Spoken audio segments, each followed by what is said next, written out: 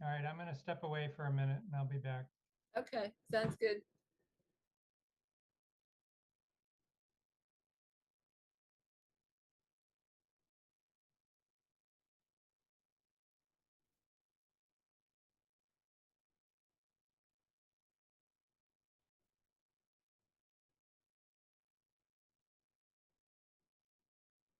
Hi, Karen.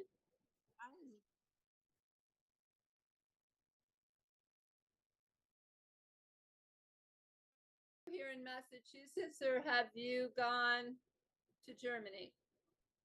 No, I'm in Stuttgart.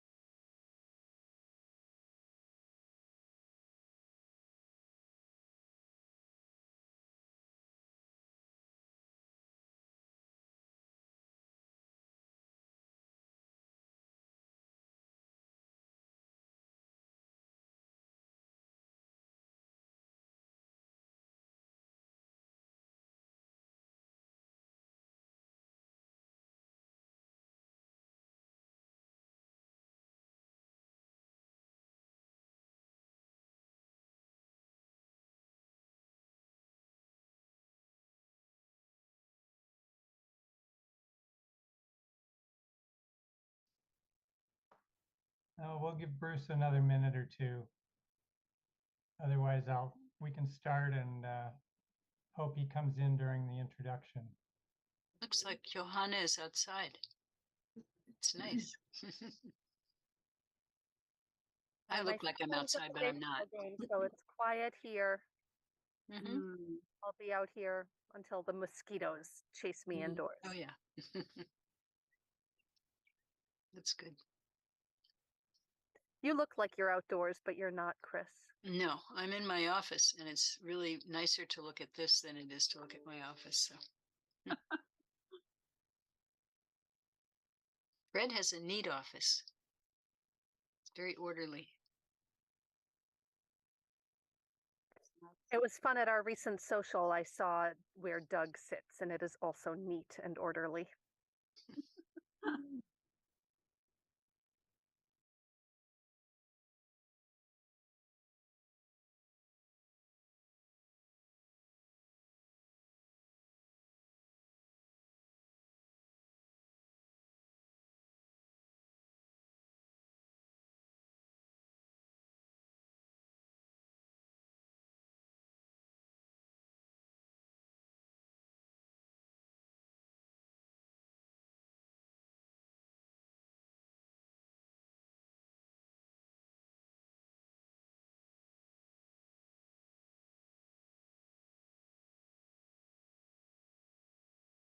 Looks like she's in heaven with all that white Yeah, behind her. yeah.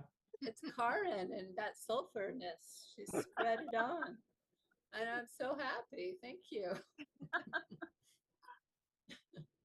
Hold You on. know, I actually realized that when I'm talking on Zoom and sometimes I'm talking to somebody like on my little, you know, my little cubes, and I realize they have no idea where anybody is, you know. I'm about to start. So here we go. Okay. Let's get this started.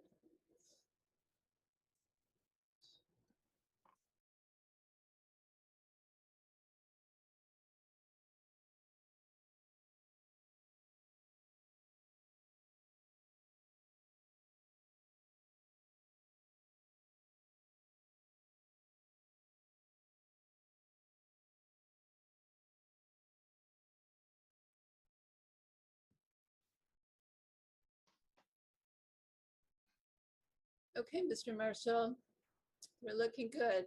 I have made you the co-host. The attendees are coming on over. We have quite a few at this point. I have 6:34. We have Amherst Media in the house with us. I do believe you're ready to go. Okay, thank you, Pam. Welcome to the Amherst Planning Board meeting of July 19th, 2023. My name is Doug Marshall, and as the chair of the Amherst Planning Board, I am calling this meeting to order at 6:34 p.m. This meeting is being recorded and is available live stream via Amherst Media. Minutes are being taken. Pursuant to Chapter 20 of the Acts of 2021 and extended by Chapter 2 of the Acts of 2023, this planning board meeting, including public hearings, will be conducted via remote means using the Zoom platform. The Zoom meeting link is accessible on the meeting agenda posted on the town website's calendar listing for this meeting, or go to the planning board webpage and click on the most recent agenda, which lists the Zoom link at the top of the page.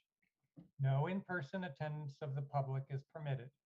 However, every effort will be made to ensure the public can adequately access the meeting in real time via technological means. In the event we are unable to do so, for reasons of economic hardship or despite best efforts, we will post an audio or video recording, transcript, or other comprehensive record of proceedings as soon as possible after the meeting on the Town of Amherst website. Board members, I will take a roll call. When I call your name, unmute yourself, answer affirmatively, and return to mute. Let's see, Bruce Coldham. Present. Fred Hartwell. Present. Jesse Mager. Do you say your name Mager or Mager? Major, actually. Major. Thank you. Okay, thank you. Present. I, Doug Marshall, am present. Janet McGowan. Present. Johanna Newman. Present. and Karen Winter. Present. Board members, if technical issues arise, we may need to pause to fix the problem and then continue the meeting. If the discussion needs to pause, it will be noted in the minutes. Please use the raise hand function to ask a question or make a comment. I will see your request and call on you to speak. After speaking, remember to remute yourself. For the general public, the general public comment item is reserved for public comment items regarding not on tonight's agenda. Please be aware the board will not respond to comments during general public comment period. Public comment may also be heard at other times during the meeting when deemed appropriate by the planning board chair. Please indicate you wish to make a comment by clicking the raise hand button when public comment is solicited. If you have joined the Zoom meeting using a telephone, please indicate you wish to make a comment by pressing *9 on your phone. When called on, please identify yourself by stating your full name and address and put yourself back into mute when finished speaking. Residents can express their views for up to 3 minutes or at the discretion of the planning board chair. If a speaker does not comply with these guidelines or exceeds their allotted time, their participation may be disconnected from the meeting. All right, so I'd like to start by welcoming the 2 new members to our board, Jesse Major and Fred Hartwell. Welcome to both of you. I guess I wondered whether either of you wanted to say anything to introduce yourselves, tell us anything about your history in town or what you do or anything at all. If not, we can just move on. Jesse, do you want to say anything? Sure. I've lived in pretty much center of town for 17 years since I moved here. I'm a professor at UMass. I'm pretty excited to be part of this group and looking forward to learning a lot and participating. So thanks. Thank you and welcome again. Fred. Well, yeah, this is my second time around on the planning board. I was on the board, I think it was 96 to 2002. I'm not 100% sure of that, but that's very close. And I've lived in town since 1965, and I've owned the building that I now live in for 51 years. And yeah, and I have a considerable history with the planning board. I chaired the zoning subcommittee just during the 6+ years that I was on the board previously, and I think I can be of some help. I certainly have considerable institutional knowledge of often in terms of how things got to be the way they are. Okay, thank you, Fred, and welcome. All right, at this point, we will go ahead and start or open the general public comment item for the public. I see that we have 17 attendees, and I think at this time we actually, no, I'm out of order here. We're going to go ahead and do minutes. I'm sorry. We have one set of minutes. It's the May 17th minutes. And at this time, does anyone have any comments on the minutes as drafted and put into our packet from Chris? Johanna, you got your hand up first. I think these minutes are excellent, and I move to approve. Okay, thank you. Janet, you have your hand up? Yes, I will second, and then I have something to add to the minutes. Okay. Which is, I left the meeting after the first agenda item, and so I didn't hear anything about the lighting thing. So I think something has to say Janet McGowan left the meeting. Okay, so Johanna, are you okay with a motion to approve the minutes with that one edit? I am. And Janet, I presume you're okay with your second in that? Yes. Okay, good. Are there any other comments from board members? Chris and Pam, you're fine with making that edit to the minutes? Sure. Okay. All right, we'll go through and do a roll call for this. Starting with Bruce. I approve. Thank you. Fred. I will be abstaining because I was not a member of the board. Okay, that sounds good. Jesse. Also abstain. All right, very well. Janet. I was going to abstain because I just didn't see the second half of I never watched the second half of the meeting. So as long as you have the votes. All right, well, we'll see how it goes. Johanna. Approve. Karen. Approve. And I'm going to approve as well. That's 4 in favor, 3 abstentions.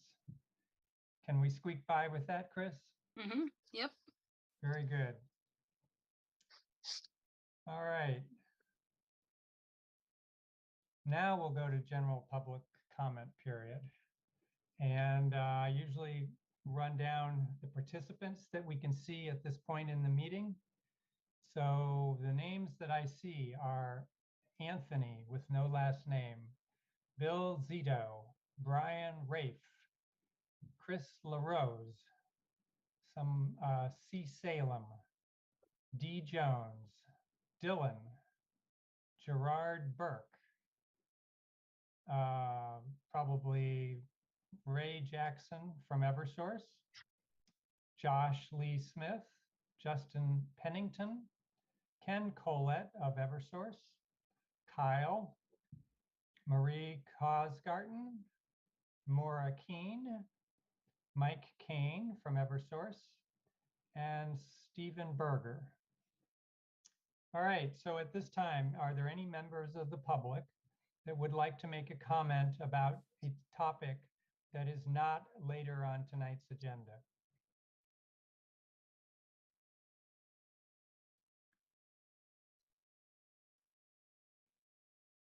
Okay, I don't see any hands raised. So I guess we will go ahead and move on from here. So the time now is 6:44. And we'll go on to the next item. I guess this is item 4 on our agenda.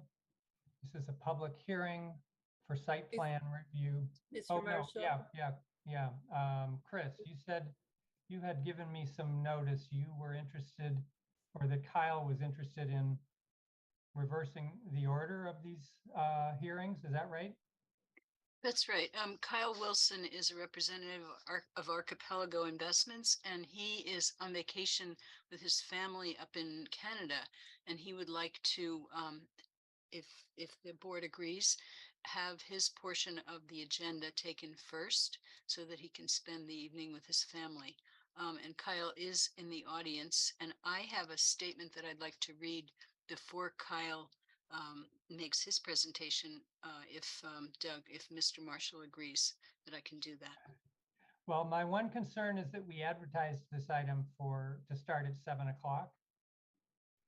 And it's quarter of 7 now.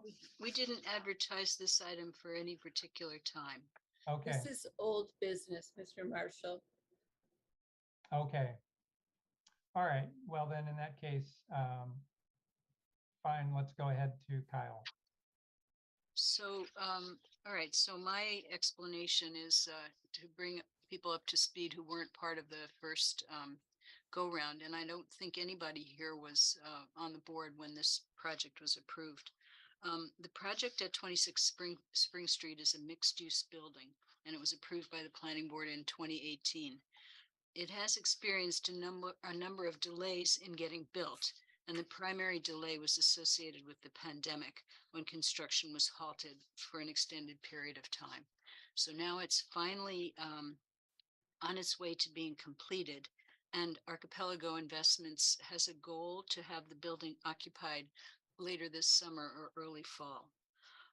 The site plan review decision from 2018 had some conditions that need to be addressed before Archipelago can obtain a temporary certificate of occupancy. And so the building commissioner brought this to my attention. Mr. Wilson is here in the audience and he will make his presentation as soon as I'm finished. There are 4 conditions that need to be dealt with. Condition 10 states that landscaping and site amenities shall be installed in accordance with the approved landscape plan prior to the issuance of a certificate of occupancy, except for difficulties associated with the planting season. So that's a little bit of a hang up because right now the planting season isn't preventing Mr. Wilson from installing the landscaping and site amenities. It's really the delay in the construction of the project. And then condition 11 states that if a temporary certificate of occupancy is issued by the building commissioner prior to completion of landscaping, a surety in the amount equal to the remaining costs of the incomplete work plus 50% shall be first collected. So the first thing that the building commissioner had an issue with or concern about was, first of all, he considers in condition 10 the term certificate of occupancy applies to any certificate of occupancy, including temporary certificate. So that condition is in conflict with a condition that is later on. And we can talk about that. But the building commissioner essentially wanted to bring this to the planning board's attention and make sure that if the applicant or if Mr. Wilson agrees to his list, he's given you a list of issues that need to be addressed. And then if he provides the surety in the amount of 150% of the amount that was in the letter that he submitted, that he would satisfy the requirements of condition 10 and 11. The building commissioner didn't want to make that judgment himself. So the way it conflicts with condition 27 is that condition 27 states that the final certificate of occupancy shall not be issued for any building or unit until the final top coat of paving for all driveways and access areas, drop-off areas, sidewalks and berms has been completed, and landscaping as shown on the plan of record has been installed. So you can see that that condition 27 is more lenient than 10 and 11 put together. So the building commissioner just wants to get clarification from the planning board that the way he's proceeding is appropriate. Mr. Wilson gave us a letter which listed the things that still needed to be done, and I added them up and it came to about $420,000 by my addition. So he would be expected to provide a surety in the amount of 150% of $420,000 in order to complete the work. Okay, so that takes care of those conditions. Then condition 29 required the applicant to provide a written description of the guidance or recommendation that he would be providing to tenants on the topic of finding legal parking spaces in downtown Amherst. And the reason for that is that there's no parking provided on the site. Now, no parking is required because the building is in the municipal parking district, which doesn't require on-site parking, but there was a requirement of that site plan review approval that he provide a written description. So he's provided that to you. And then condition 35 required the applicant to incorporate screening or window film or other appropriate type of glazing on the windows on the south side of the building to prevent glare from the sun shining into the town right-of-way and adjacent properties. So the applicant is seeking consideration from you and approval that he either will meet or has met those conditions. And now I think you can turn it over to the applicant and have him tell you how he has met those conditions or how he proposes to meet those conditions. All right, thanks, Chris. Kyle Wilson, welcome. Good evening. So talk to us about your project and what you're asking. So thank you for having us. As Chris mentioned, this project has a long history. We got approved in 2018, and then we resubmitted when we were applying for our building permit in August of 2019. So subsequent to when these conditions were written, there was another planning board appearance, couple, where we described the drop off and all the site improvements, including our hope to be able to bury the power lines and get rid of the poles that remained on Spring Street after the town and Amherst College had started the burial of that work back in '06. So we started after we got approval from the planning board to get our building permit in 19, and we shut the project down on the day that Boston shut down all construction for COVID. We restarted the project in February of 22.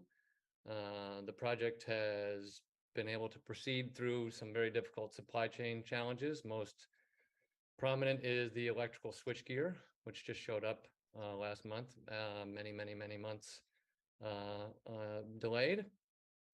Western Builders is doing a wonderful job trying to work within a tight site and work within the utilities and the new buried power lines out front, and have been able to negotiate that quite well, and I think keep the site under very good control. So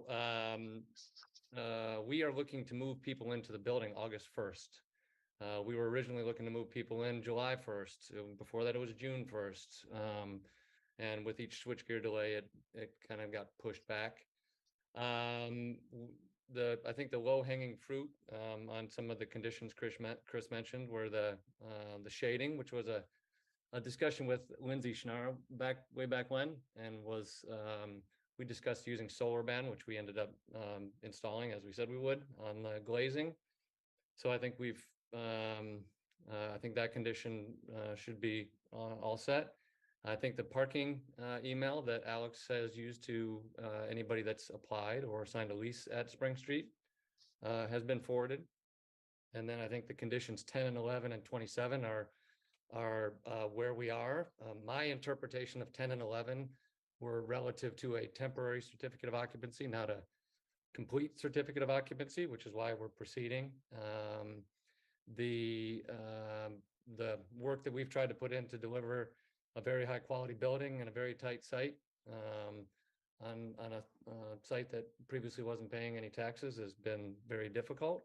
But we are very glad that we're almost to the end. We're very glad that we have tenants who very much appreciate the building and are looking to move in. And we are hopeful that the planning board can see that we have done what we need to do by providing a surety to be able to do that. So I look forward to talking with you. Thank you. All right, thanks, Kyle. So am I right that we have basically 3 decisions to make? One is, are we okay with the surety for the landscaping? Are we okay with the solar ban for the window treatment? And the third one that That's the parking email. the parking email, yeah, that the parking email is an acceptable satisfaction of the condition. Chris, do you agree those are the 3 that we need to be probably voting on? I think that's right. Yep. All And right. it's landscaping and site amenities. So it's, all the walkways and all the paving around the site. And that's Chris, all contained in that one surety. Mm-hmm. and I'm sorry, Chris, is there a vote required tonight on any of this? I think it would be a good idea to have a vote. Yep. Okay. All right. Board members, it's time for comments and questions, and I see 2 hands. Janet. So Chris mentioned glare, and then I remember reading about that issue in I think the record of the decision, but I don't really see a condition that says no glare. So I might have missed that. And then, so that's my first question is there a condition saying no glare? And then the second question I have is for Mr. Wilson, which is, does the solar band treatment plus the windows that you chose prevent glare? Okay. And if the answer to the second one is yes, I think we're all good, but I didn't really see that condition. Okay. Chris, which item on the approval talked about glare? There is one. And why can't I find it?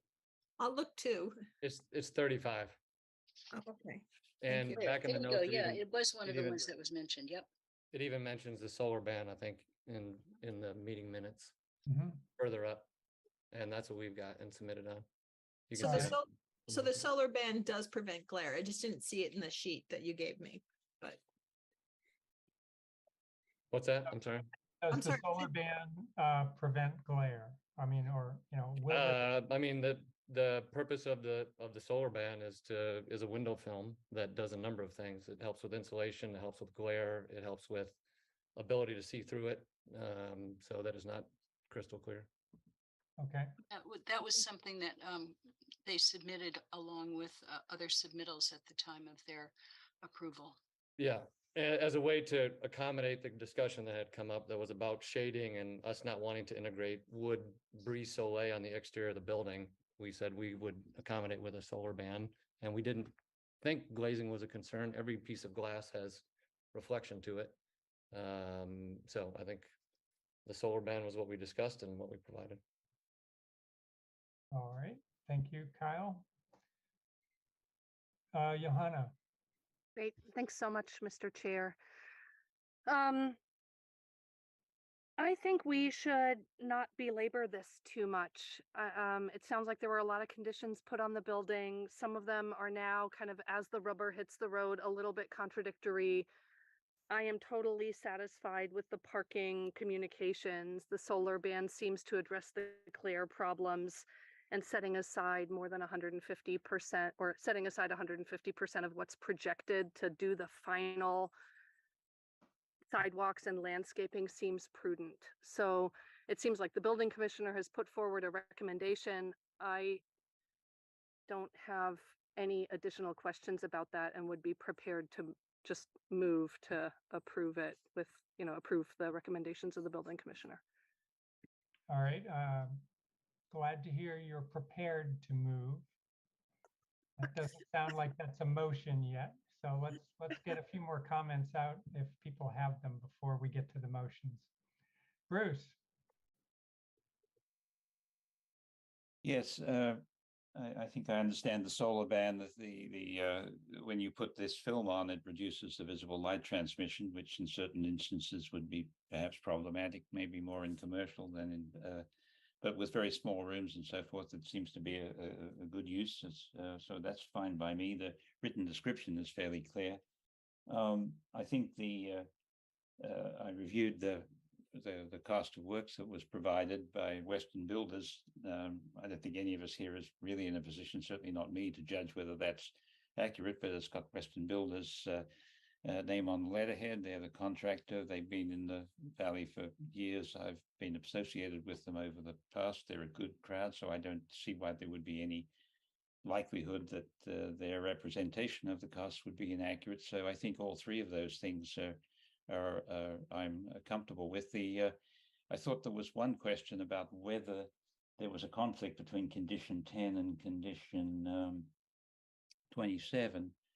And I thought that might be the matter than which we are more concerned. But from my point of view, I would say that even if there was a conflict and it was within our capacity to resolve it by fiat, I would say that we should. This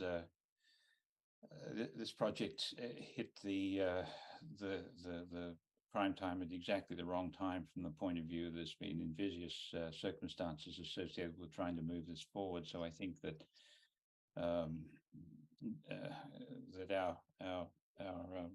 we should be sympathetic to the circumstances and recognize that getting everything done and under circumstances like these is really very difficult. And secondly, I think that it's clear that this developer, both of them, particularly Mr. Wilson, has done development here before and presumably will do it again. He's not an old man. He's got a family. His kids are in school. He lives in town. He's not going anywhere as far as I can tell. So often these conditions are more appropriate for, or more important for, folks who are passing through companies and so forth. And this, all indications are that Archipelago is not such an organization. So I think all things considered, I'm comfortable in supporting a motion that Johanna may make. okay, thank you, Bruce. Chris, I saw your hand go up during that. So the only comment I wanted to make was that the building commissioner wanted the planning board to kind of override the phrase "except for difficulties associated with the planting season." In other words, the planting season would be fine to install the plants now, but because the site isn't ready for the plants to be installed, he's willing to grant this, to have the certificate of occupancy, the temporary certificate granted, but he wanted to make sure that the planning board didn't have a particular reason for that phraseology. And he acknowledged that it was a kind of, what should I say, vestigial phraseology. This was, approved in 2018, and now we probably would have, rectified the apparent conflict between condition 10 and condition 27 a little bit more assuredly, but we didn't back then. So that's why he wanted us to bring this to you to make sure that the planning board was okay with going ahead with this. Okay. Fred, I see your hand. Yeah, I would suggest that the way to handle that, when whoever's going to make the motion could simply say the requirement in condition 10 relative to the completion of landscaping to the contrary notwithstanding. And that will squarely address the building commissioner's concern. All right, thanks, Fred. So, Mr. Wilson, by allowing this, allowing the C of O prior to the landscaping being finished, do you intend to install the landscaping this fall, or could it be Yes, later than that? as soon as possible, the landscaping will go in. So it'll be after the TCO and before the CO. All right, and I mean, would you be amenable to our putting some sort of time limit on installation of the landscaping? Sure. Okay, Yeah, there's no problem with that. okay. Well, I guess I was wondering whether we would want to try to get to ask to put as a condition to have the landscaping installed by the end of this calendar year. Is that a That's fine. reasonable proposal or not? Yeah, that's fine. From my side, thank you. Okay.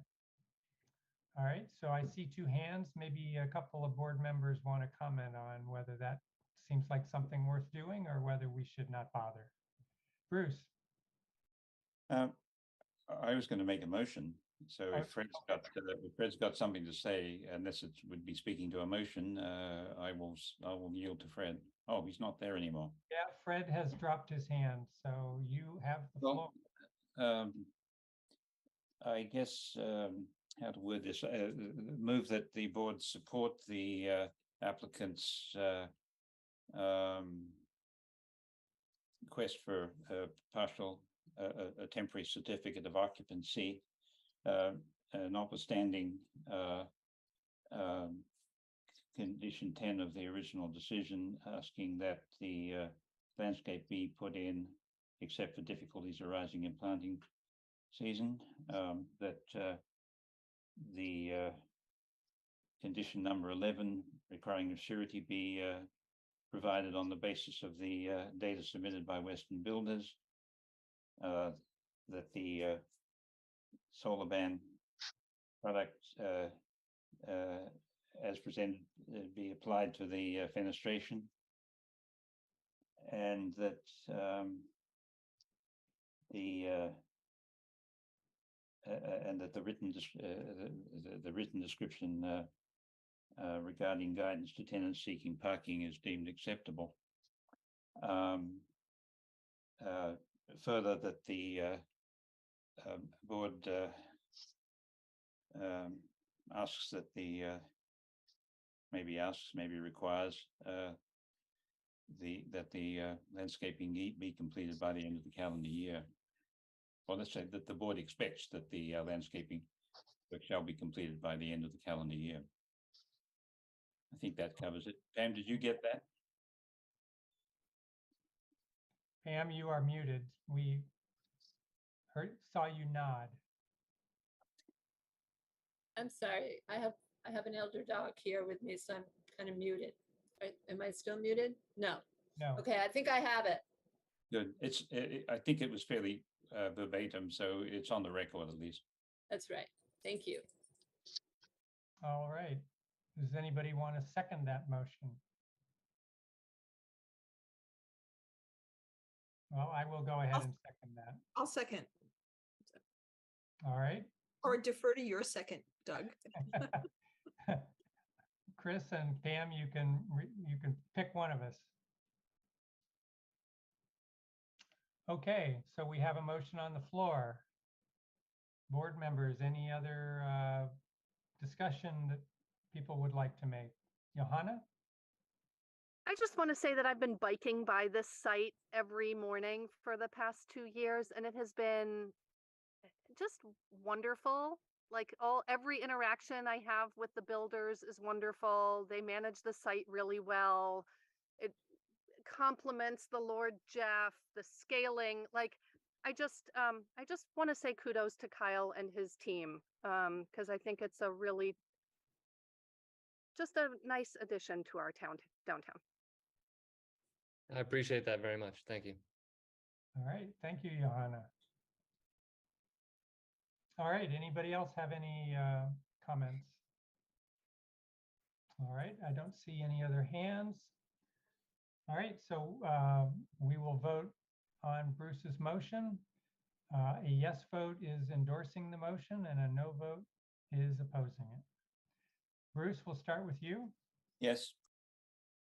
And Fred, Yes. Jesse, Yes. Janet, Aye. Johanna, Aye. Karen, Aye.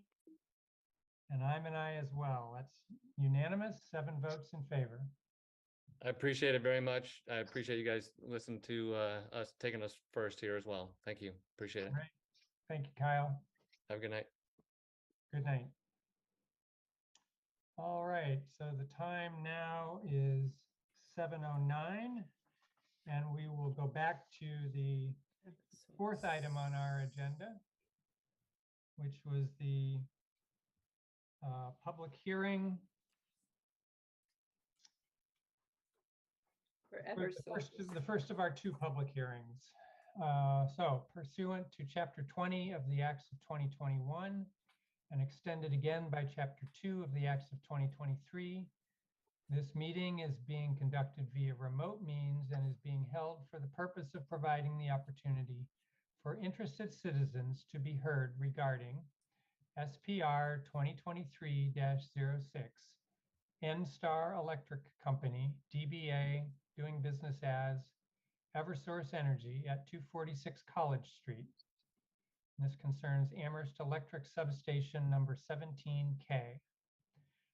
The applicant requests site plan review approval to install a new approximately 1,550 square foot, 13.8 kilovolt metal clad switchgear enclosure and associated foundation.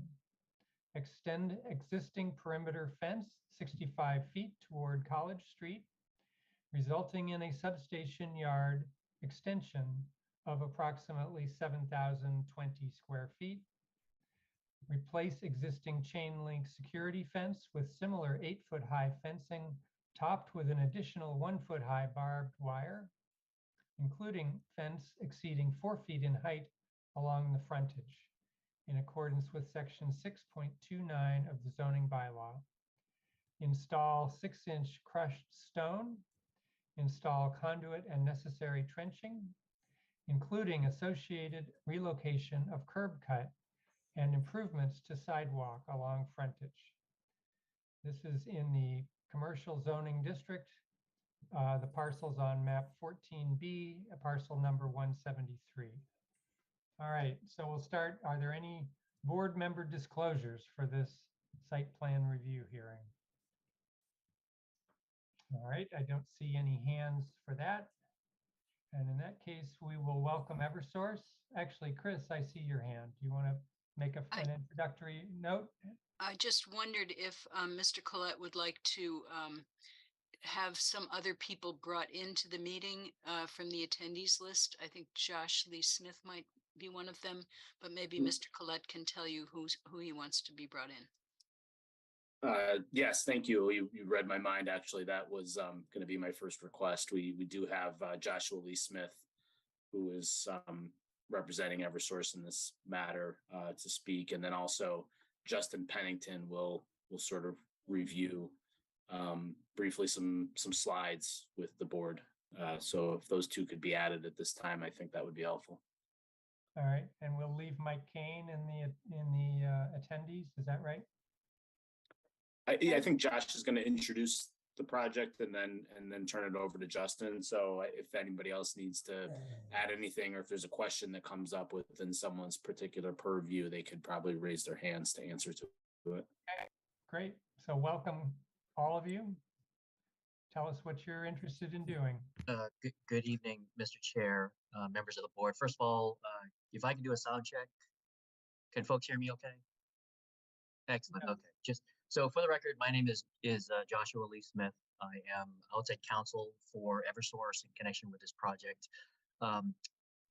This having been the first time I've been before this board, would it be possible to, we have a brief slide deck, and Justin Pennington, who I believe has also been admitted as a witness here, could he get control with respect to sharing of the screen for that? Josh, as a panelist, anyone as a panelist can share their screen. So Okay. Justin, go ahead Okay. and give it a go when you're ready. And Excellent.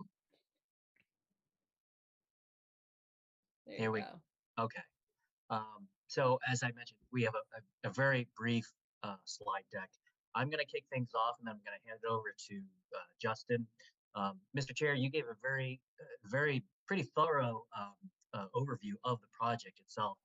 It's a relatively straightforward project. The site itself is an unmanned substation. It's an electric substation. It has been in existence and in operation for decades, actually going back to as far back as 1917. So it's been there for quite some time. Justin, could you advance just to the next slide, please?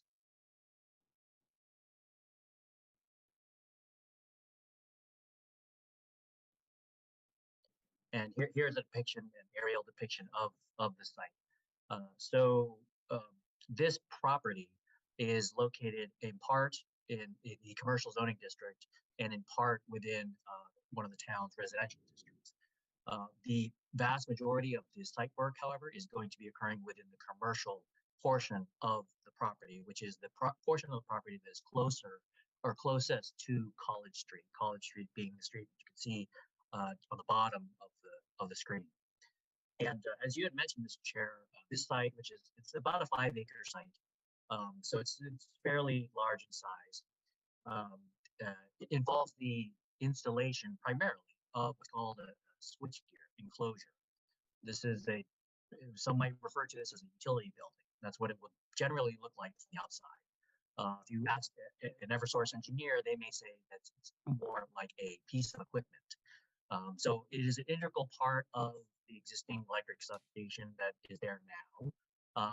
And as you can imagine, and I know that there was a site visit to the site yesterday, and I'm sure the members are probably familiar with the site even before that. This is somewhat of a typical outdoor electric substation, mostly open air substation. So you've got transformers, circuit breakers, dead end structures, typical types of equipment, including the switchgear. And so primarily what's happening here is Eversource is looking to replace some of the more outdated equipment with new state-of-the-art equipment, including this enclosure, which is approximately 1,500 square feet in size. And in order to accommodate that, they need to expand slightly, modestly, the existing substation fencing. So security fencing, which would be closest to College Street, there's going to be a slight expansion with respect to that. So with that, that's my brief overview. As I said, we've got a very brief slide deck to run through. We've been working very closely with Chris and Nathaniel and the town staff, other colleagues in connection with this project. We had pre-filing meetings talking about the need for this project, which is generally to improve the overall electric reliability of electric service for the town. And we've provided a number of materials, had a bit of back and forth with respect to some of the landscaping, which hopefully the board is pleased with and will be satisfied with respect to this project. So we're looking forward to getting this project going, and we can talk a little bit more about timeframes later on. But at this point, I'll pass it on to Justin. Hey, thanks for the introduction, Josh. So yeah, my name is Justin Pangton. I'm the assistant project manager on this project, working closely with our PM team of Caroline Salem and Brian Rafe. I'm going to be presenting or going through the slide deck for you today, going through some of the drawings we submitted as part of our application as well. And we do have other members of our team that I think are within the waiting lobby, viewing lobby, that will be available to answer any questions you might have regarding engineering or environmental. So I'll kick things off with the PowerPoint presentation. So as Josh had mentioned, Amherst 17K substation is an Eversource substation located on 246 College Street within both the general and commercial zoning districts. Primary objective of this project will be replacing the open air breakers with a 13.8 kV metal clad switchgear enclosure. These substation upgrades are necessary to improve the reliability of electric power for the town, as well as eliminate obsolete equipment within the substation. As we see here, this is just a front view of the fence looking into the station from College Street. Details regarding the enclosure and the fence. The picture you can see here on the left is a typical picture of what a switchgear enclosure would look like being installed in an Eversource substation. And on the right is a typical picture of what the fence will be replaced to. This new fence is 8 feet tall plus 1 foot of barbed wire, which coincides with Eversource standards for safety and security. To accommodate adding the switchgear enclosure into the substation, we're expanding the fence approximately 65 feet towards College Street. This will allow room for us to add the switchgear enclosure south of the existing open air breakers, as well as enclose part of a new transmission structure that was recently installed by another project. We're hoping that the expansion of the fence will facilitate space for both the new switchgear enclosure, as well as providing space for trucks or other Eversource equipment to enter the station, and overall improving station access for Eversource workers. As of right now, pending approval from the planning board, we are targeting starting civil construction in fall of 2023, around September or October. Following this, through 2024, we will begin pre-outage and post-outage construction following delivery of the switchgear enclosure from our vendor. And the following drawings were some of the submittals that we sent with our application. This is just the general site plan that includes the expansion of the fence, the switchgear enclosure, and some small other details regarding curb cut and the fence. This is our substation access addition plan.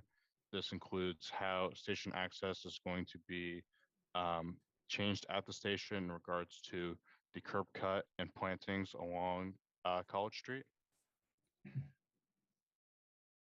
This is an example of a Blue Point juniper of the planting that we propose to install in front of College Street.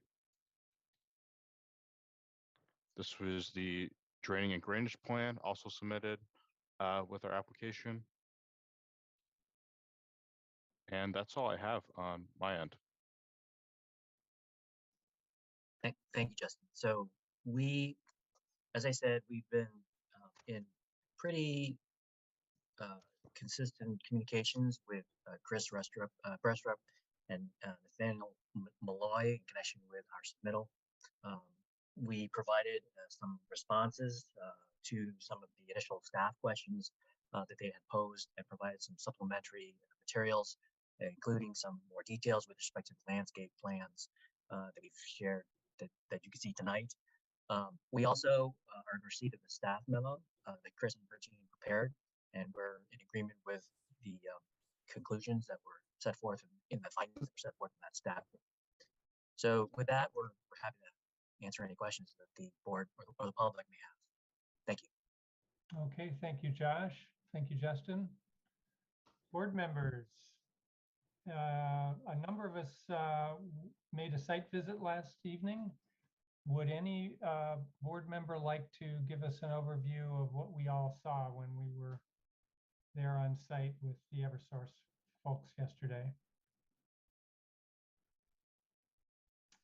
Okay, nobody's volunteering.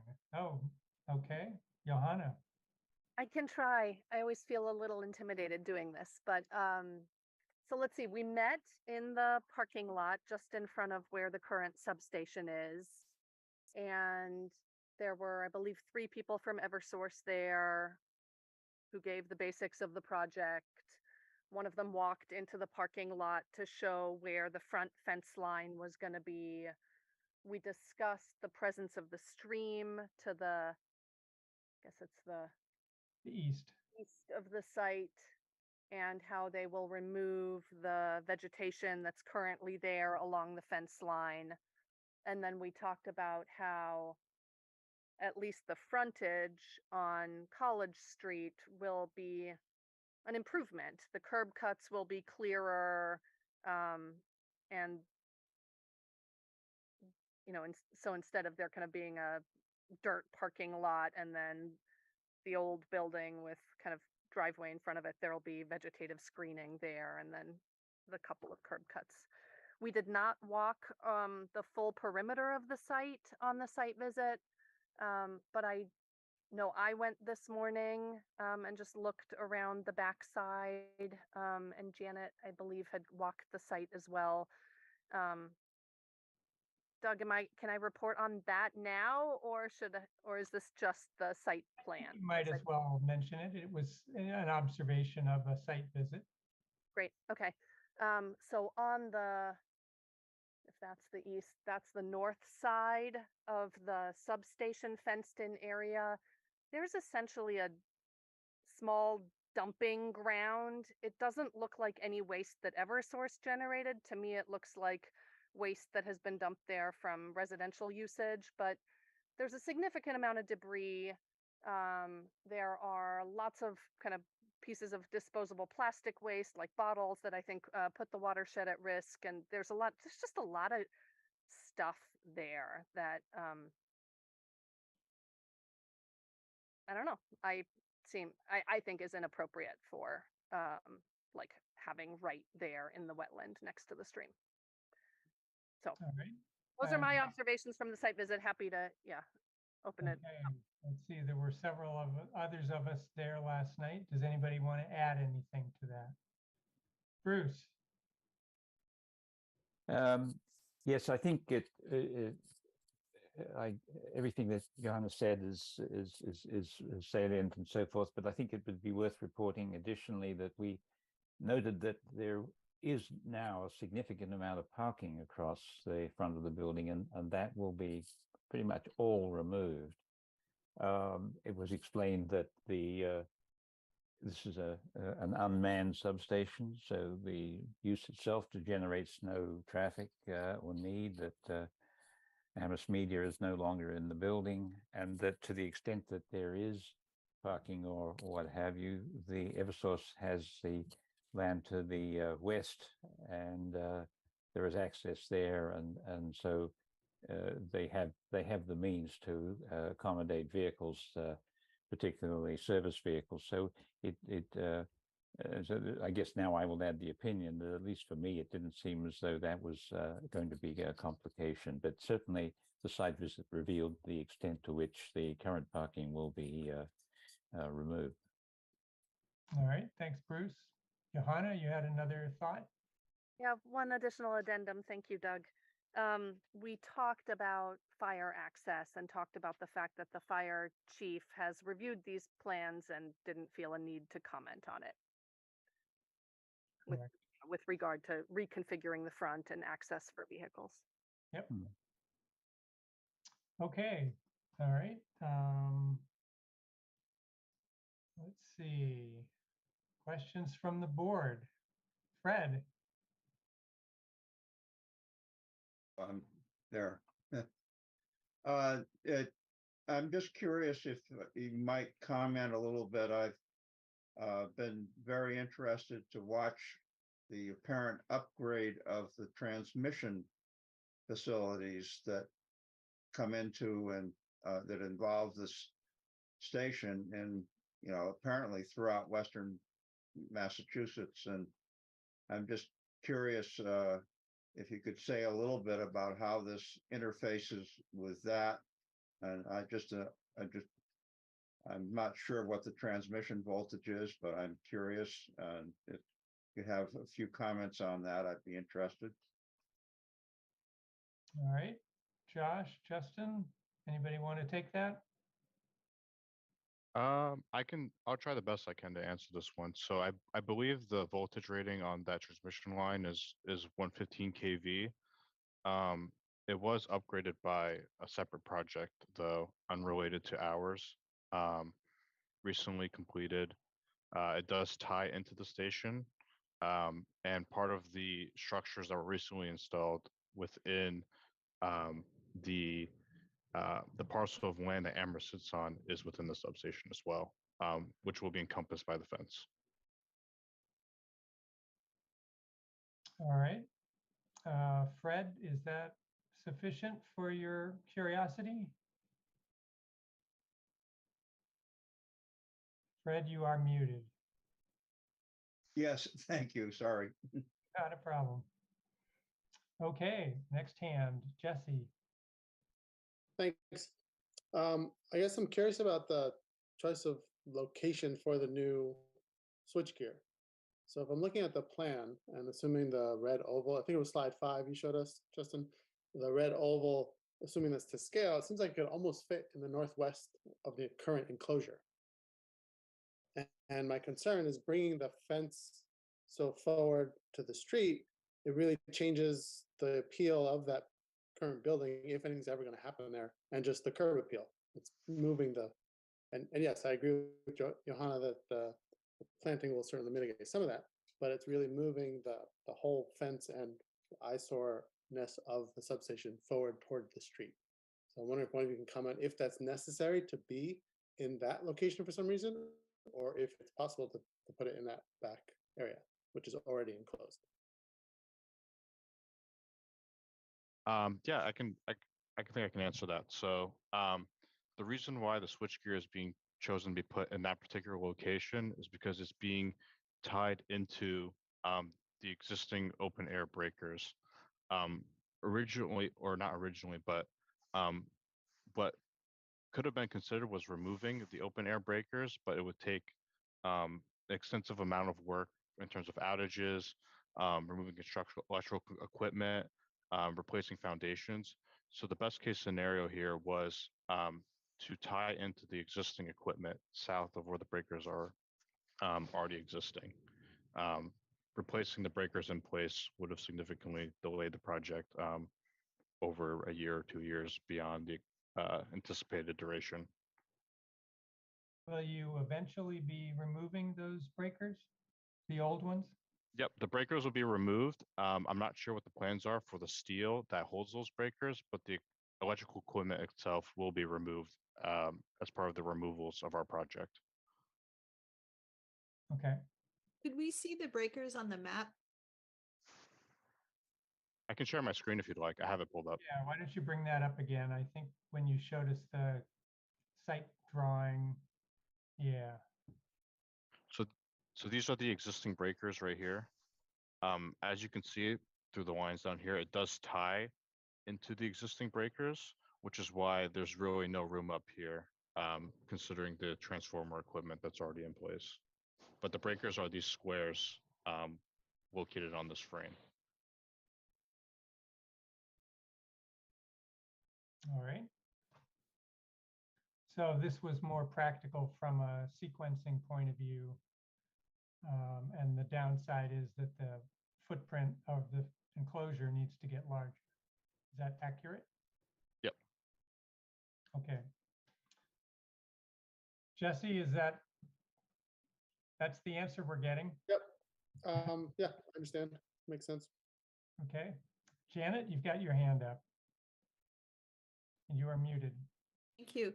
I first want to say that I was almost thrilled by your statement in support of the NSTAR, your application, because I think when I first come on the planning board, I thought everybody would do that. They would sort of introduce their project and then refer directly to the different parts of the bylaw. So, so it was really easy to read and really understand what our sections of the bylaw said and how your project fits. So maybe it's a lawyer's thing, but it was really clear, and I was, kind of personally thrilled. And I wish everybody would do that. I had some very specific questions. I wondered how tall the shrubs are going to get. And then are you using black fencing, which I think the planning department had asked for? And then I just wondered about what the plan is for the brick building and the use of that. If, I'm kind of looking ahead, wondering if there's a need for parking or something like that. And Okay. then I guess I'd love to see the debris pile go. I think we all do. All right. So, Josh, with Justin? respect to the plantings, in terms of maturity of those plantings, they're expected to be between 12 and 15 feet in height, which I think is consistent with. So there actually are a number of other tree lined or street lined plantings that exist on this side of the street, on a portion of the property, as well as some of the adjoining properties. So by adding these, in particular these types of non-deciduous evergreens along the street, we felt that it was pretty compatible with not only the rest of the property and the existing plantings, but also the other plantings on the adjoining sites. So to answer your question, about 12 to 15 feet once they're mature. Okay. And then are you going to do black fencing in the front? Yeah, that was a comment that was one of the early comments that we received from Chris and her team. As was mentioned, the entirety of the perimeter security fencing needs to be upgraded to Eversource's standard substation height for these types of substations. Security is paramount importance, and their standard, as Justin mentioned, is 8 feet plus 1 foot of barbed wire. What we've agreed to do is to provide a black, I think it's black powder coated, Justin, correct me if I'm wrong, but essentially a black colored fencing along the facade, along the front portion, along College Street, that expansion portion. That's the area that would be visible, I suppose, if you're either walking or driving past the site. I will say that if you're looking at the property on the left side, which I believe is the westerly side, you've got that building, which kind of blocks that side of that expansion. And on the other side, there's existing vegetation. So, and then there'll be that row of evergreens that will be newly installed. So, as I think it was mentioned before, when there was discussion with respect to the location of this new switchgear enclosure, we feel that aesthetically, the curb appeal, yes, the building will be closer to the street, but there'll be that vegetative screening. And I think part of the purpose from Chris's team to request that black along the front was in part because it would be less reflective, a little more aesthetically pleasing.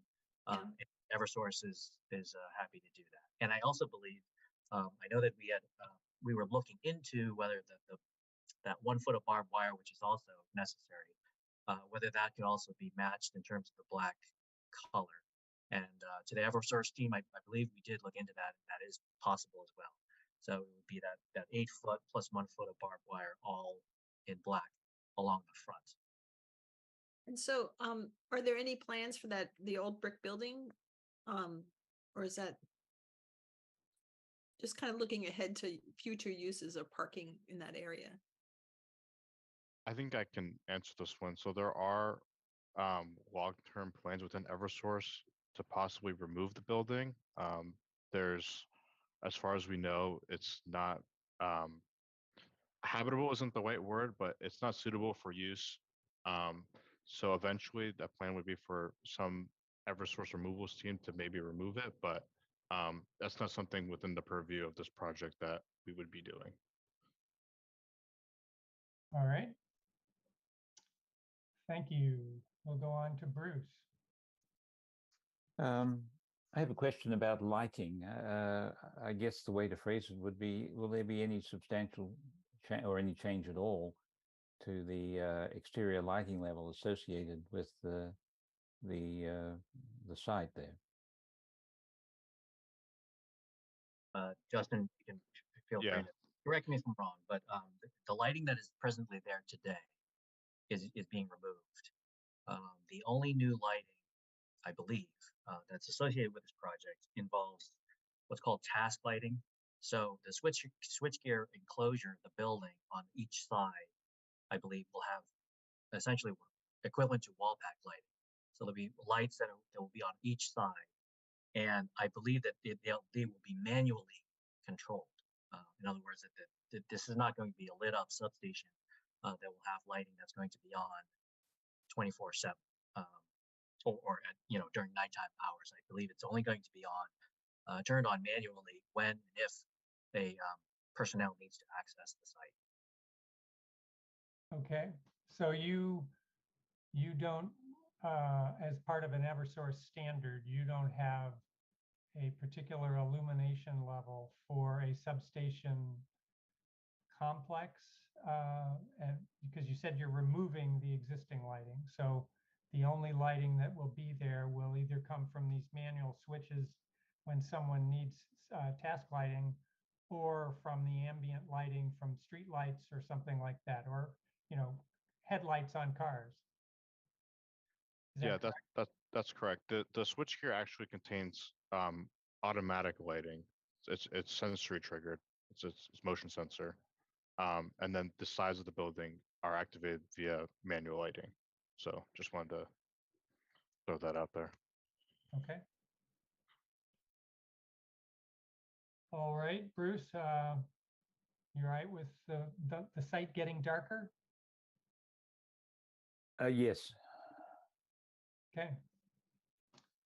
All right, are there any other questions from the board?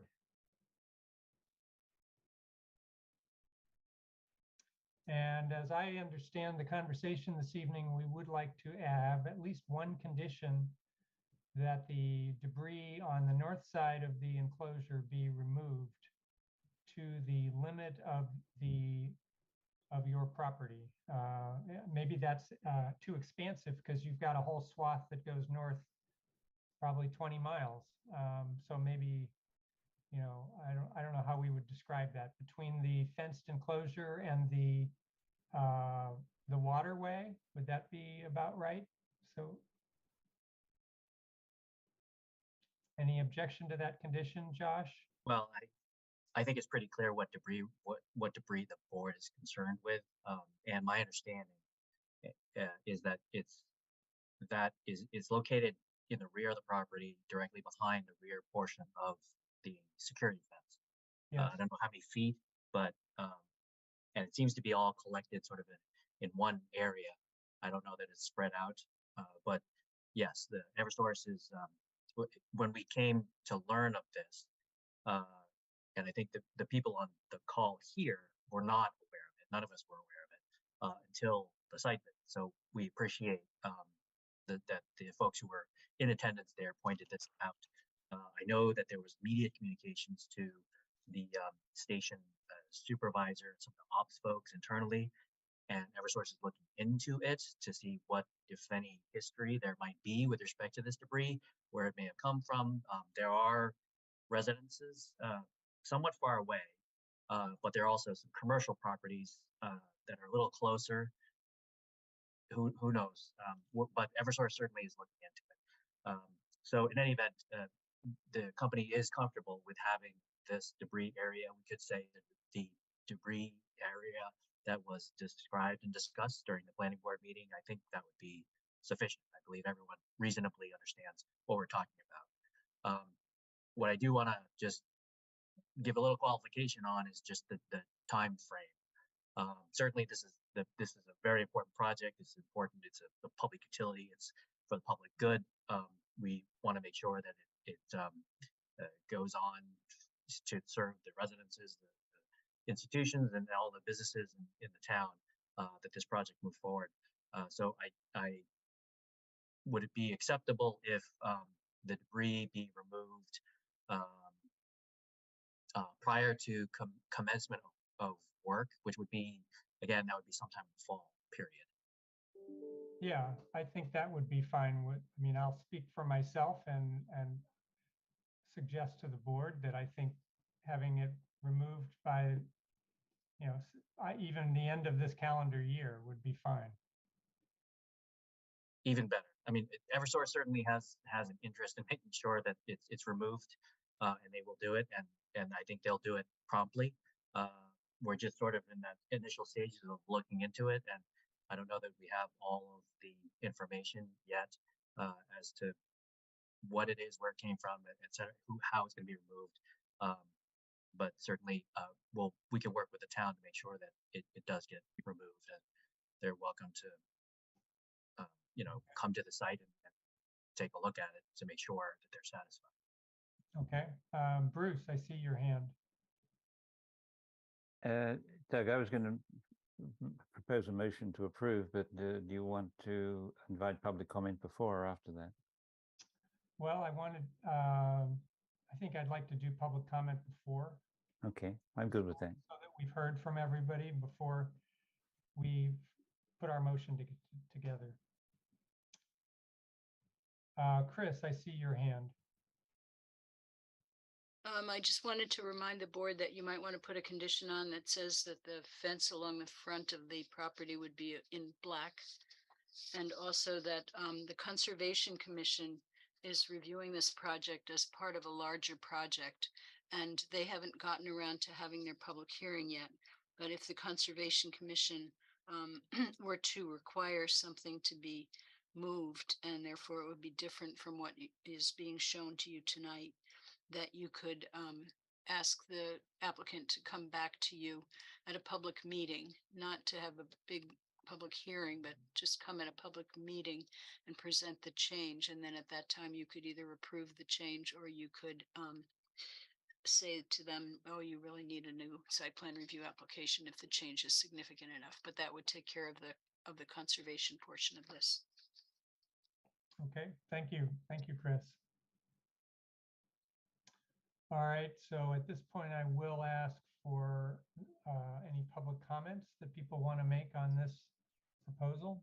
Are there any members of the public that would like to make a comment at this time?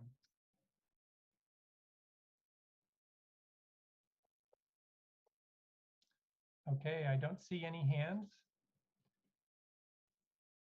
Bruce, you want to take another try at your motion? We now have at least 3 conditions, I believe. Yeah, I got 6 already, so I'll list them out. Okay. I'm sorry, Mr. Chair. Excuse me? If I may, just with respect to the condition pertaining to the Concom, and whatever the Concom decides with respect to potential changes to the plans that we've submitted to this board, and the potential need to come back to this board in the event that there is a significant change, I think was the term that Chris had used in her staff memo. Through the chair, and this question is directed to Chris through the chair, is your thought that if the Concom reviews the project and then proposes some type of a change with respect to that modifies the plans that have been submitted to this board, to the planning board, but that would trigger having to come back to this board to make a determination as to whether or not the changes are significant enough where we would have to file a new application. Would coming back to this board for that determination require renoticing and re-advertising? Chris? No, it would just need a posted agenda item. Oh. And so it's really a more informal process. So So more you of an would come back- administrative approval by the board. It's a sort of administrative approval. Okay. If the change is so large that the board says, oh, we can't do that as part of this, public meeting process, we have to have a new application, that's a possibility, but hopefully it won't come to that. Hopefully the change will be small enough and the board can approve it at a public meeting without going through any kind of notification or legal ad or anything like that. Understood. Okay. And I mean, I suppose the alternative is for us not to vote tonight, for us to wait for the Concom and then have continue the public hearing until after that, which we often do with the Concom. Chris?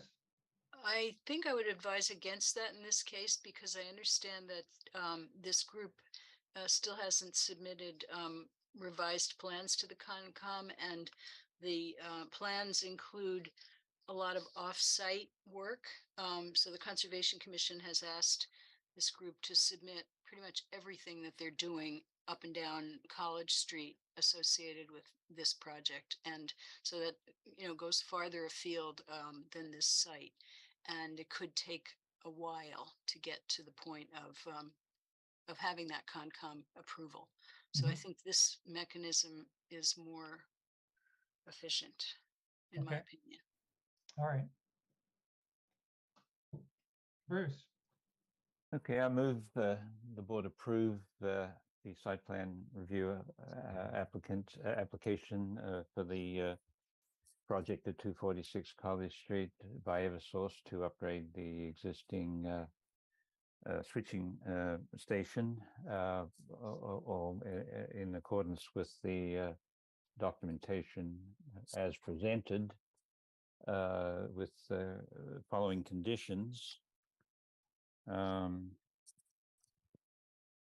I think, well, I had written down removal of trash and debris on the immediate north side of the compound enclosure prior to the end of 2023 calendar year. Number two, that the new fencing and be black in color. Number three, that we didn't discuss this, but it was in one of the correspondences between Eversource and the town, and the Eversource has indicated that they're willing to do this. Number three is that the existing sign reading Amherst Media be removed from the brick building. And number four, that the new task lighting or wall pack be manually controlled and downcast. And number five, that the Conservation Commission review, if it should trigger any significant change, that the applicant return to the planning board for further consideration. Those are the five that I have. I don't, Okay. did we? And Bruce, on the lighting by downcast, you mean dark sky compliant? Yes, I do. I think, yes, that's what I mean. Okay. Mr. Chair, with respect to the task lighting, I just want to make sure Justin is comfortable with that, because Justin may have corrected me when I said that it was all manual. But Justin, you may have mentioned it may be partially automated as well. Yeah, Yeah. the lighting at the two switchgear entrances will be automated. The two sides of the switchgear do have an overhead shielding and are pointed downward towards the ground, but are manual as well. So they're on a motion detector. Just the doorways for safety. Okay. Fred, I see your hand. Yeah, I'm wondering, I think part of the motion should be a finding that under 6.29 that the board agrees that public safety concerns warrant the fence height. Because otherwise it's going to be in conflict with the bylaw unless we make that finding. So that should be part of the motion, I think. Okay, I'm comfortable with adding that as a sentence after the reference to in compliance with the submitted documentation and before with the following condition. That seems about the right place to put it, and I agree that does seem a relevant thing to be saying here. okay. Chris, you have your hand up? Yes, just one more thing. Normally you say that the project will be built according to the approved plans that were approved on such and such a date and managed in accordance with the approved management plans. Are you comfortable with those two conditions as well? Bruce? Yes, yes. Okay. Okay, Chris and Pam, you think you have all that? I think I do. Mr. Chair, on the Yes. built in accordance with the plans, can we, oftentimes in a lot of municipalities, there's a sort of a similar wording like that, but usually it indicates insubstantial accordance. Oftentimes there are minor deviations that are really not material, and that can be in the discretion of your staff in the event that there's some slight changes. But if we could say substantial accordance, I can deal with that. Yes, I mean this is a very technical project, so I think we would really have to do that. We wouldn't understand the difference anyway, probably. Yeah. And And Chris, then, you're fine with Read that? mine. and the other item, Mr. Chair, I believe, as the proposed language with respect to that fencing and the black color, as that was mentioned, I don't think that there was a qualification that what we're talking about is only the front portion that runs parallel to College Street. That front segment. Yes, I noticed myself that. I Bruce said new has fencing. All the Is new that- fencing, so all Well- the 65 feet on the sides too. Well, that I guess that's why I want to point that out, because what Eversource had indicated in its response to Chris's earlier comment on this, that Eversource was amenable to that front portion again, that segment that runs parallel to College Street, not the sides. The new fencing goes around the entire property. So, Yeah, so that is definitely not something that Eversource is looking to do, to have the entirety of all the perimeter fencing. That's maintenance and repair, the maintenance activity with respect to the other fencing around the substation. We want to keep that sort of its typical metallic color, but Eversource is willing to have, again, that front portion, which would be screened by the new vegetation, which is it's surrounded by commercial properties. This is a commercial district along this College Street. So I feel like it's reasonable that portion be black, but the sides of the expansion portion of the yard, that fencing, we had never discussed that Eversource was going to, that was also going to be black. Well, notwithstanding your conversations with Chris, this is the first time we've talked about this with this group. Mhm. So Bruce, how do you feel about that? I don't agree. The correspondence and Eversource's response said, Chris's, the board's, the staff's request was new fencing. Can it be black rather than stock aluminum? And the response, black coating for the front section of the substation fence is acceptable. My understanding of front section is that it's the new fencing, and therefore the 60 feet on either side of the front is what we're talking about by the front section. It's the new fencing. I think the new fencing, it's going in. I don't see why we should have two standards of fencing for stuff that's new. You're going to be seeing this fence. I mean, this is a transparent fence. You're standing in front of it. You're going to see both sides. The screening is only on one side, not on both sides. So I don't see any logic to imagining that we would do some kind of facade treatment here because this is a totally transparent facade. So no, I think we should, my motion stands. Okay, thanks, Bruce. Chris? I think that I'm understanding what Bruce is going after. Bruce is talking about the fence that doesn't exist yet. And so he's calling that the new portion of the fence. So that's the portion that's 3 pieces of fence that is projecting out towards the front of the property. Yep. There is also fence that's going to be replaced that already exists. And I think Eversource wants to keep the fence that already exists that's going to be replaced as the standard galvanized color. But Eversource may agree, based on what you're saying right now, to having just that portion that is protruding towards the road as a black fence. I understand what Bruce is saying now. Okay. Yeah, I actually understand. I mean, I basically do agree that since we're mostly going to see this obliquely as we're driving along College Street, that the sides are something we will see. Justin? Yeah, I'll address this one, Josh. So you're just looking for the 65 feet extension of the fence to be black? Yep. The project can accommodate that.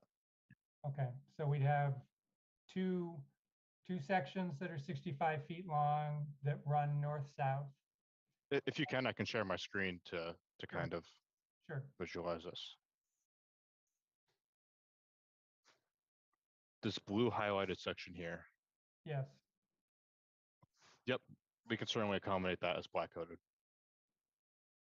Great. Thank you very much, Justin. Thank you. No problem.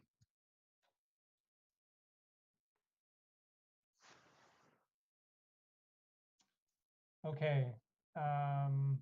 So Chris or Pam, would it make sense to read the motion back to us? Doug, we have a second? Not that I know of yet. You want Chris? Pam to read it back. Okay, so not me.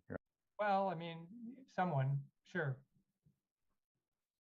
Are we waiting for a second or you want me to give it a go? I would like to hear it read before we do the second. Okay, so this is going to be choppy because it's just my notes here. So Mr. Colton moved to approve the site plan review application for Eversource to upgrade their switch station. And then we are going to add and finding,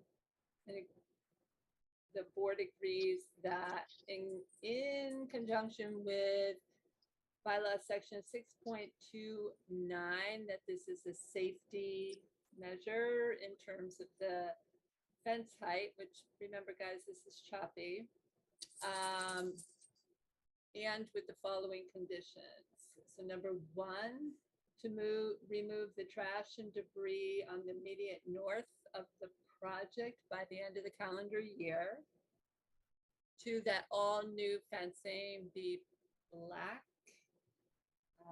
Number 3, that the I'm sorry. sign- I'm sorry. Did you say all new? Okay, all, well, expand, as Justin just described it. When you say new, you mean the way Justin just described it. Yeah, that is correct. Expansion area, not new. Okay, yes, got it. Sorry. Okay, wait a minute. So we're changing the word new to expansion? Yeah, I mean, the issue he has is that they're replacing all of the fencing all the way around the enclosure. So all of it will be new. However, some of it will be newly in place as opposed to existing that's just being replaced. Okay. So I think we understand that, Pam and I. Yeah. Yeah. We do. It's just hard to put it into the correct words on the spot here. So number 3, that the Amherst media sign be removed from the existing building. 4, that the wall lighting be dark sky compliant and manual. And then number 5 is return if the Conservation Commission prescribes changes return to the planning board at a public meeting to determine whether a new site plan review needs to occur. The project built in substantial accordance with approved site plan, and the project managed, which Chris, I don't know the very tail end of that, what we add. Managed in accordance with the management plan that's approved tonight. Okay. May I make a comment? Yes. Yes. Chris. I think that not all of the lighting is manual. I think some of it is automatic, which is what Justin said. So we're going to have to adjust that condition to accommodate the fact that the lighting at the entryways is going Correct. to be automatic. Mhm.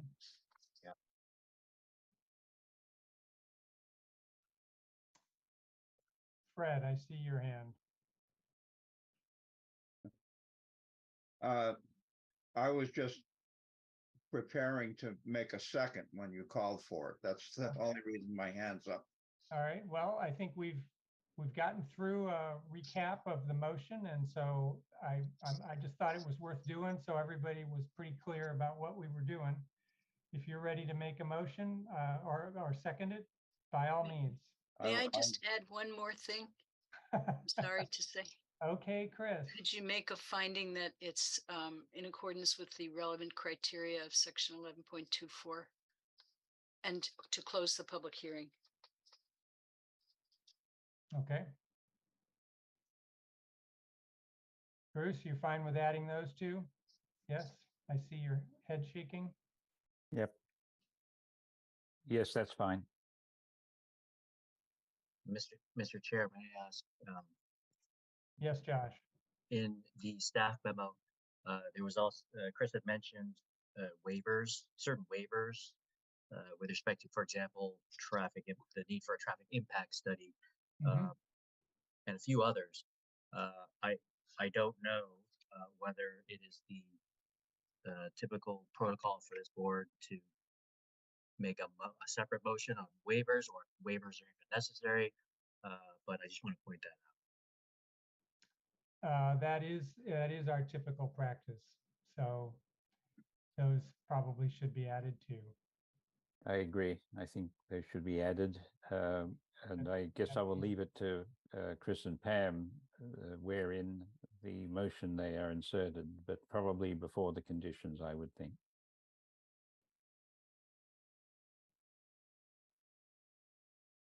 All right. Okay. So with all of that, Fred, do you want to make a motion or make a second? I do. I second the motion as amended. Thank you. Johanna, your hand is up.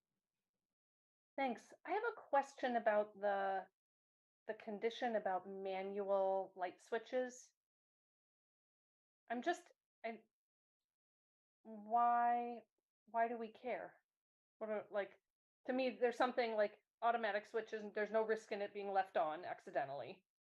So I'm just trying to understand the condition. Johanna, I think it was simply because it was mentioned as being manual, and I thought I would just fold that into the motion because it was only one word, but it's hardly important. I think the more important part is the downcast night sky compliance. So we can omit the word manual. I think Chris and Pam were already working on adjusting that to fold in the fact that some of the lighting wasn't manual. It was in fact automatic. So I think that word needs to be stricken and probably just leave it as that the lighting be down, the lighting be dark sky compliant. All right, Johanna. Yep, that sounds good. Like any exterior lighting will be dark sky compliant. We just leave it at that. That sounds great. Janet? So to answer Johanna's question, the other part of the bylaw requires that after business hours, lighting be turned off unless there's a reason for safety. And so if they're only turning it on when they're there, and they're turning off when it's there, not there. So it's part of dark sky compliance is not just letting things burn all night. So I think that may be why he said manual, but I don't want to go into probe into his mind, but it is important that, you know, lights aren't blazing all night. All right, thanks, Janet. Okay. Josh, are you okay with where we're at? This gets you what you need? I am, although at one point, I believe Chris had mentioned something about a management. Yeah, it'll be managed in compliance with the management plan that was submitted as part of the application. Or was that a waiver that was requested? Would you request a waiver of the management plan? We would request a waiver of the management plan, yes. Because there's nothing to manage? Correct. Okay. We Okay. would, in addition, any of the other waiver plans that you had suggested, Chris, in your staff report. The other Okay. plans were the plans that you submitted. No, So no, no. built in accordance with the plans that you submitted. Chris, I think he was saying that in your development application report, you listed other plans that were not submitted, Mhm. and there was a request to waive the required submission of those plans too. So, if I I may, understand that, but actually, Josh did submit a management plan and he referred to for each item, please see statement in support. So the statement in I'm support sorry. describes the whole project. So I think it's legitimate to say that the project will be managed in accordance with the management plan, which refers to the statement in support. Okay, so just so I'm clear, the management plan is, in your mind, the statement in support that we submitted as part of our application? That's how you characterize the management, that it would be managed in accordance with this statement in support. Okay. I'm comfortable with that. Good. Okay. All right. Are we ready to vote, everyone? No, I'm not seeing any objections. So, all right. So, Janet? Are we gonna, I just copied, like, we're waiving the traffic study, the landscape plan and the fence height. Do we need to put that in now? Or can we do it next? Anybody? Well, I think we added as a condition that we were waiving submission of the plans that Chris identified in the material she sent us. Chris? Yeah, they're listed on page 2 of the development application report. A landscape plan, a lighting plan, a soil erosion plan, a sign plan, and a traffic impact statement. Those were the waivers that were requested.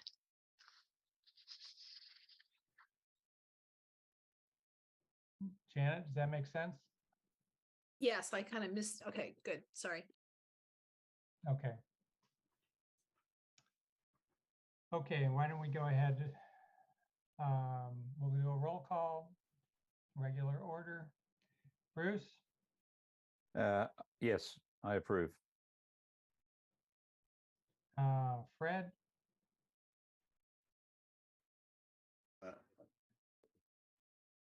Yes. Jesse? Yes, I approve. Janet? Yes. Johanna? I'm a yes. Karen? Yes. And I'm a yes as well. 7 in favor, no opposed. So unless Eversource, you have any other comments? Thank you for coming. Thank you so much. And good Thank luck you at very the Conservation Commission. Thank you. Much appreciated. Thank you, everyone. Okay.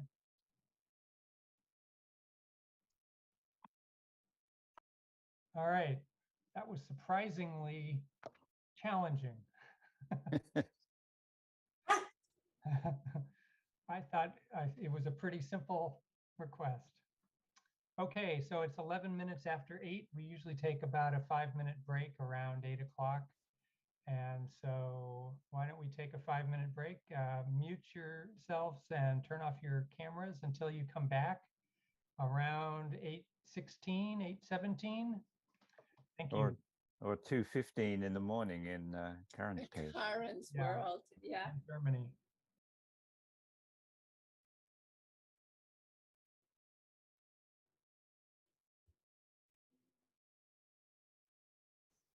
Not to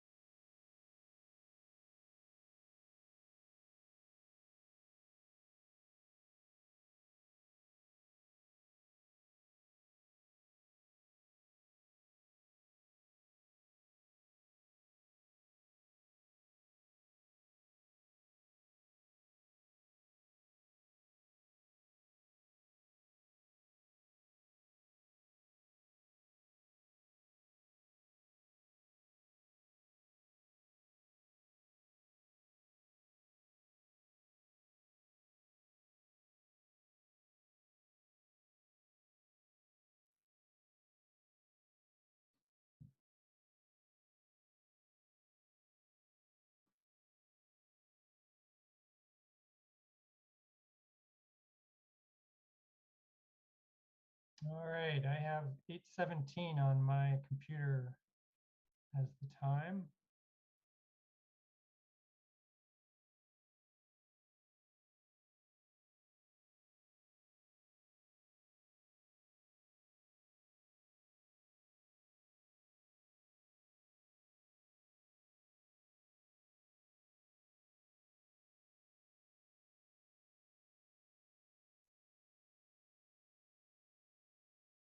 All right.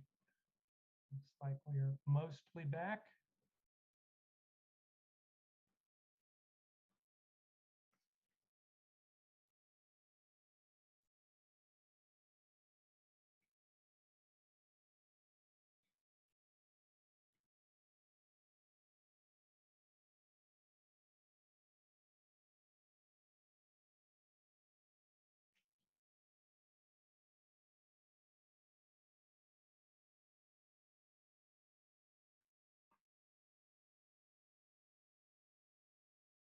Looks like we need Fred. Pam, I wonder if you would bring in Mr. Barrow, Anthony Barrow.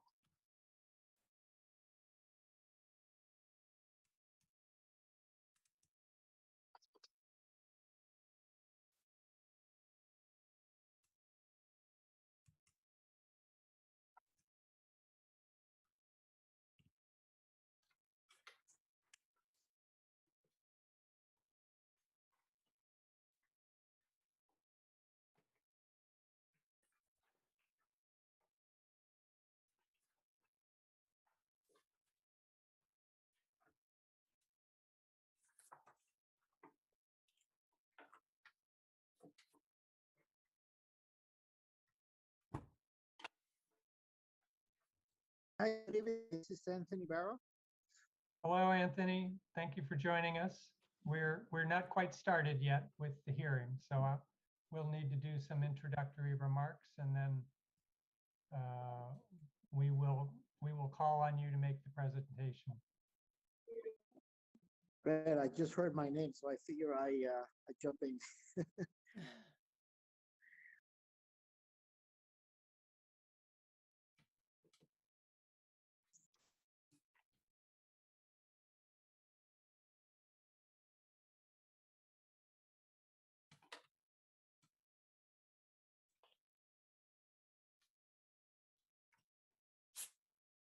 Hello, Fred, are you there?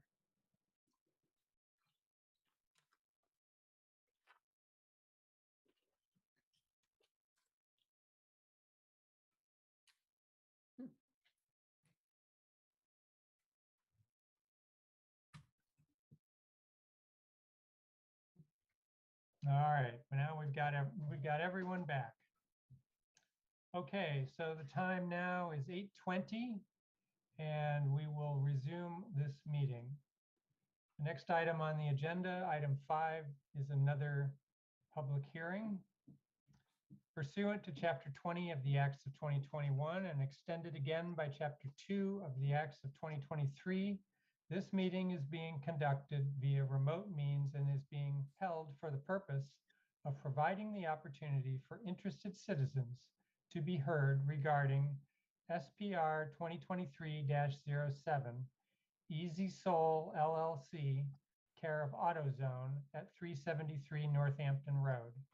Request site plan review approval to amend site plan review approval SPR 2025-16 to install a roof-mounted solar system on an existing building roof and additionally install a low-height ground-mounted solar system within existing property lines. This is in the BL and RD zoning district on map 13D parcel 3. Board members, are there any disclosures as we start this hearing? Okay, I don't see any hands with disclosures. All right, Mr. Barrow, you are, now's the time for you to make your presentation.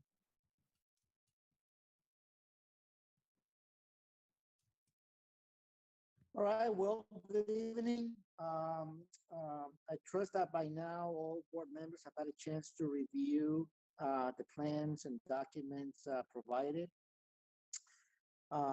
Quick summary, we are using to install a roof-mounted solar system on an existing commercial retail building owned by AutoZone. And in addition to that, we're proposing to install a low-height, small ground mount system in an open field in proximity to the building of the existing customer, all within the customer's lot size, well below the allowable use surface area, and some provisions for safeguarding the ground-mounted system. I had the pleasure to meet with some of the members yesterday during a site review and entertain some of the questions and feedback and shared information with them. And then in addition to that, very late last night, I followed up with some additional information that I was asked to see if I could help with providing, and I provided that last night.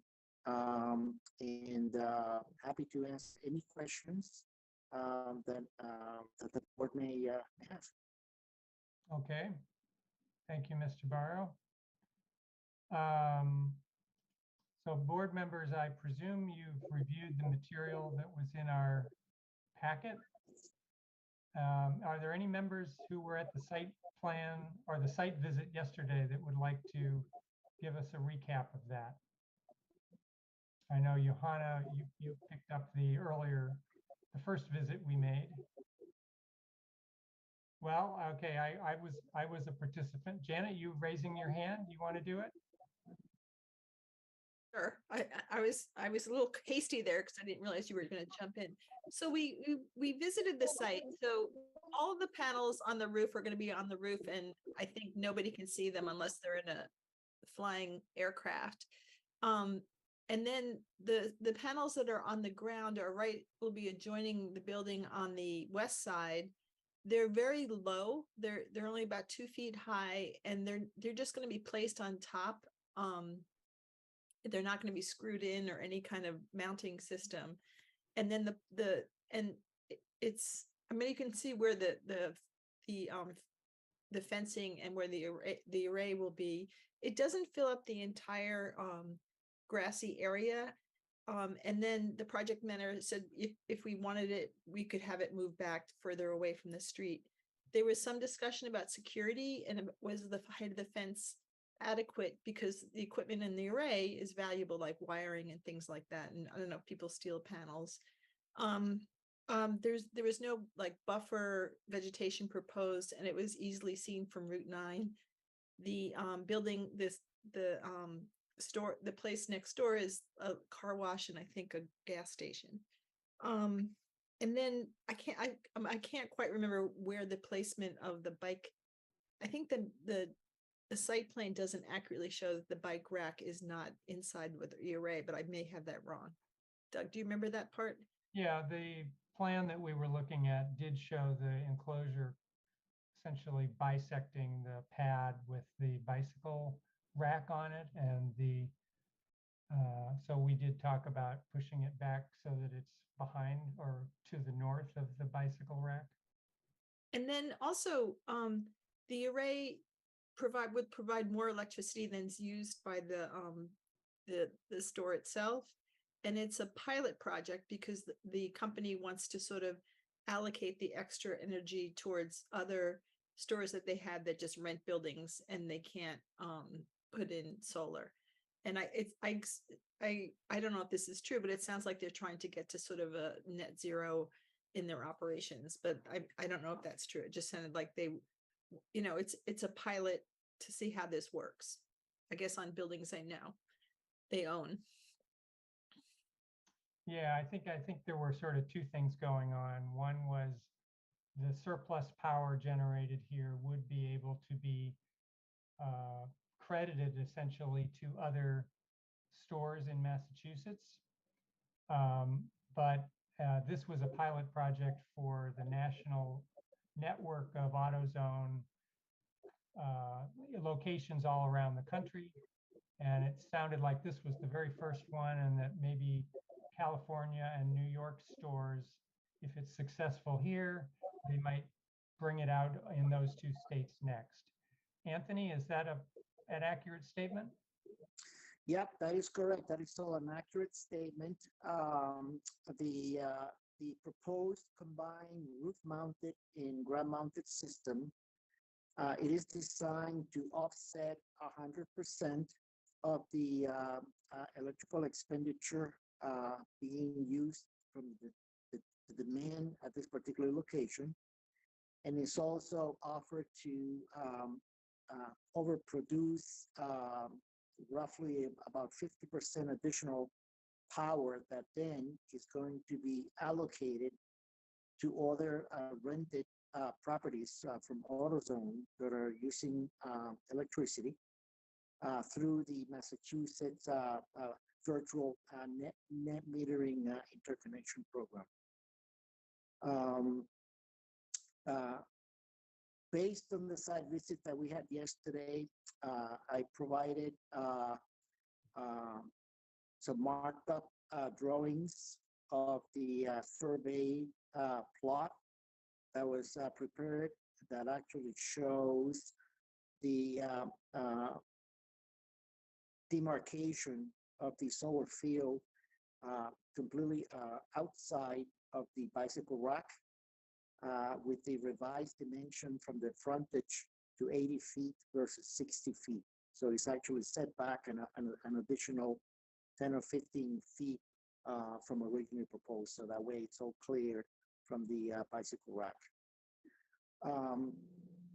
One consideration that we gave to the project from the beginning about locating the ground mounted towards the frontage of the building was to take advantage of a light pole that is adjacent to the corner of the ground mounted solar field, so that it provides some level of lighting in the evening near the frontage of the store, kind of deter any kind of activity in that particular area.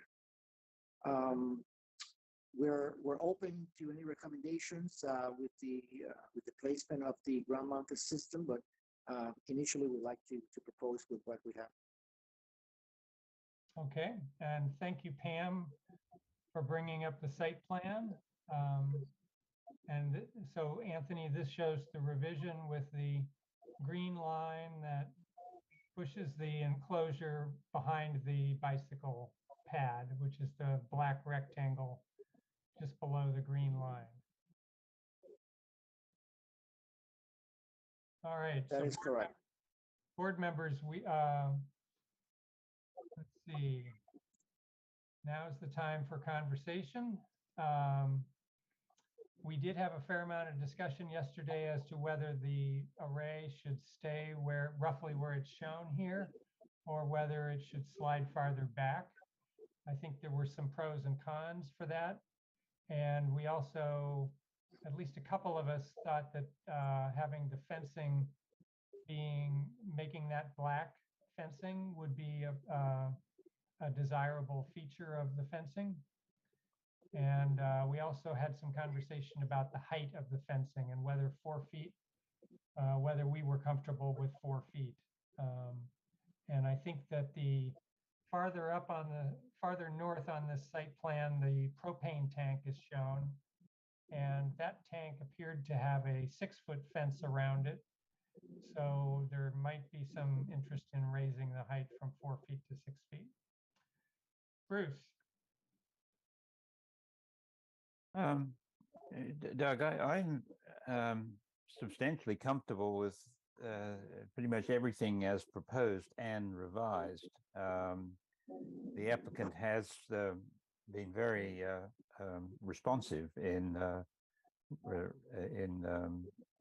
revising the material to show the the compound in green adjusted to retain the bike to retain the bike rack outside the enclosure.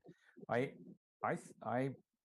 prefer the enclosure, the ground mounted array to be where it's shown toward the front. I think it's appropriately conspicuous. I'm comfortable with the 4-foot high enclosure, and I think the applicant's documentation now shows that it to be black, so I'm not sure we have to condition that any longer. I'm comfortable with how the production meter and disconnects and so forth are located on the back side of the building. I think the whole plan, the whole objective is laudable, and it was very thoroughly explained. So really, I'm just